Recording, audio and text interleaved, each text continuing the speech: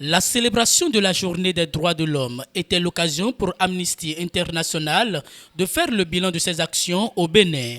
Pour ce faire, un accent particulier a été mis sur la liberté d'expression en se fondant sur deux outils essentiels, à savoir le code pénal et le code sur le numérique.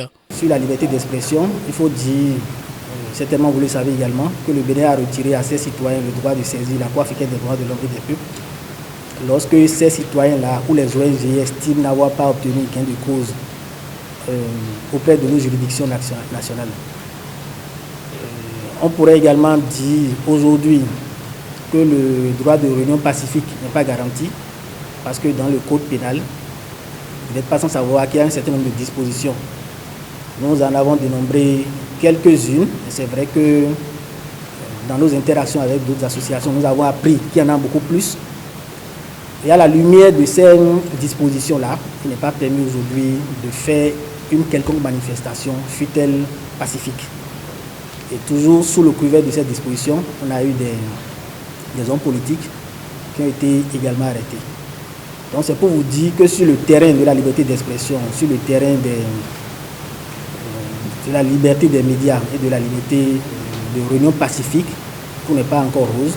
Nous l'avons décrié les années antérieures, mais nous continuons également en cette célébration d'appeler les autorités à revoir leur copie en ce sens-là.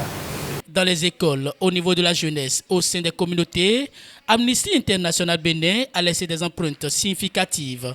Plusieurs projets ont été initiés.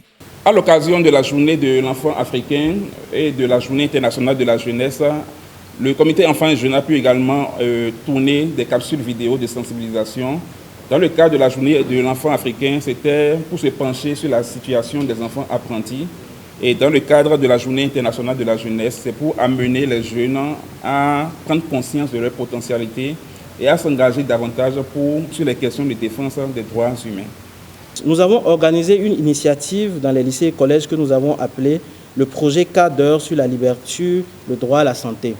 Et à travers ce projet, nous avons pu impacter plus de 2000 élèves qui ont compris qu'en tant qu'individus, eux-mêmes sont acteurs de leur santé. Le message essentiel que nous avons pu passer, c'est de savoir que pour garantir un bon état de santé, il y a des règles qu'il faut suivre. Se laver les mains, utiliser les poubelles, porter des vêtements propres, ainsi de suite. La situation des détenus n'a pas été occultée. Par ailleurs, Amnesty International Bénin note certaines violations des droits humains par les hommes en uniforme et fait des propositions.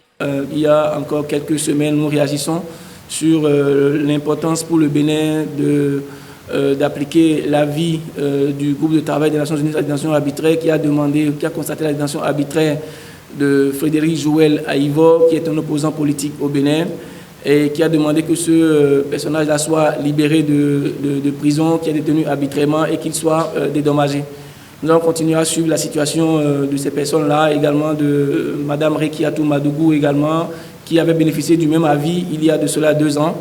Et nous avons appelé les autorités béninoises dans nos différents rapports, et encore cette année, à appliquer ces avis du groupe de travail des Nations Unies sur la détention arbitraire, qui est un mécanisme de protection des droits humains mis en place par l'Organisation des Nations Unies, une organisation à laquelle le Bénin appartient.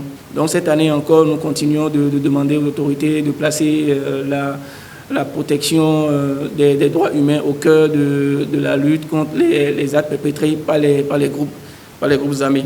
Après avoir exposé le bilan des activités menées, les responsables de Amnesty International Bénin ont répondu aux différentes préoccupations des journalistes présents à cette conférence de presse.